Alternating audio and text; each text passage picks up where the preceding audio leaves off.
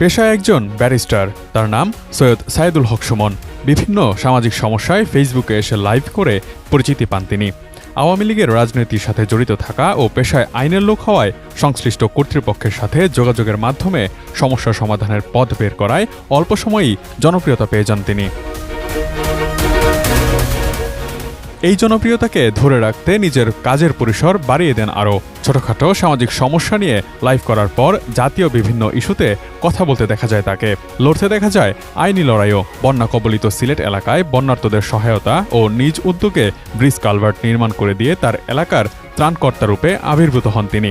যুব সমাজকে খেলাধুলায় উৎসাহ বাড়াতে ফুটবল একাডেমি প্রতিষ্ঠা করে ও সরঞ্জাম অনুদান করে যুব সমাজের সমর্থন নিয়ে এক প্রকার আইডলেও পরিণত হন তিনি। এক দশক ধরে তৈরি করা সেই জনপ্রিয়তাকে কাজে লাগান 2024 সালের জাতীয় নির্বাচনে।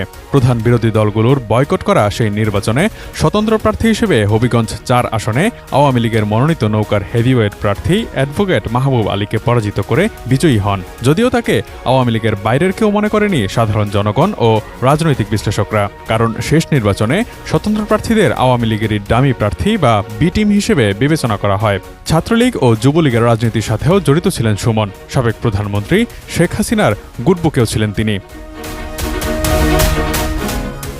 ছোট বড় অনেক ইস্যুতে ব্যক্তিগত ও পেশাগত দিক থেকে সরব থাকলেও সাম্প্রতিক শিক্ষার্থী আন্দোলনের বিষয়ে শুরু থেকেই মুখে কুলুপ এঁটেছিলেন ফাটাকেষ্ট খ্যাত ব্যারিস্টার সুমন। আন্দোলনে তার অবস্থান নিয়ে তার সমালোচনা যখন তুঙ্গে, তখন তিনি শিক্ষার্থীদের আন্দোলন 1 মাসের জন্য স্থগিত রেখে ঘরে ফিরে যাওয়ার আহ্বানও করেন। তবে ততদিনে জল গড়িয়ে যায় অনেক দূর।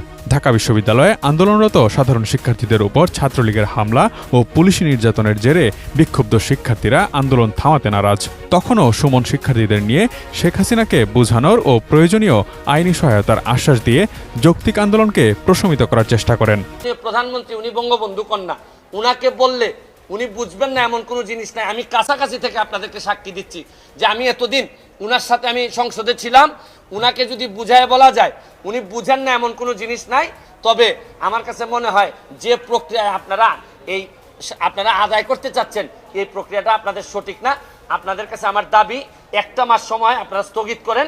1 মাস পরে সুপ্রিম কোর্টের আদেশের পরে আপনারা, কারণ আপনারা যেটা চাচ্ছেন, আপনারা বলতে চাচ্ছেন যে আপনারা আন্দোলন সরকারের সাথে, আদালতের সাথে না।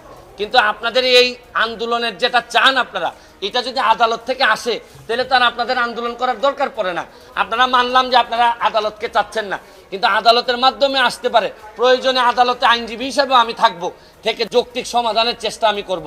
এইটুকু আমি আপনাদেরকে বলে দিই। সবশেষ শিক্ষার্থীদের দাবি যখন এক দফা তথা শেখ হাসিনার পদত্যাগে রূপ নেয়, তখন ব্যারিস্টার সুমন কোনো রাগ ঢাক না রেখেই আমার নেত্রী শেখ হাসিনা উল্লেখ করে তাকে ক্ষমতায় ধরে রাখতে যা যা করণীয় তা করবেন বলে প্রত্যয় ব্যক্ত করেন।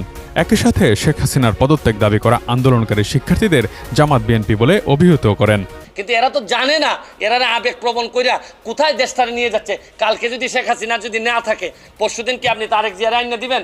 আপনি কি কারে দিবেন? এই যে 14 জন আর 100 জন সমন্বয়ক আছে, তারা এসে ক্ষমতা নিক, তারা তো ক্ষমতা নিতে পারবে না। তারা কার কাছে নিয়ে ক্ষমতা দিবে এইটাই তো আমি বুঝতে পারি না। তারা ক্ষমতাটা নিয়ে কার কাছে দিবে? ক্ষমতা বলুক যে আমি অমুকটা দিব। 14 জন বা 150 জন সমন্বয়ক যারা আছে, যারা দাবি করতেছে যে তারা এই দেশটারে রাষ্ট্রের সংস্কার করতে চায়, তাহলে তারা এসে বলুক তারা মন্ত্রী হইতে চায় বা তারা ক্ষমতা নিতে চায়। কিন্তু তারা তো, আমরা তো বুঝতেছি তারা আইসাই যেটা করবে এটা হচ্ছে কি লাথি মেরে এদেরকে, যারা আজকে যদি এই সরকারের পতন হয়, কালকেই এই সমন্বয় একটা লাথি মেরে বের করে দিবে।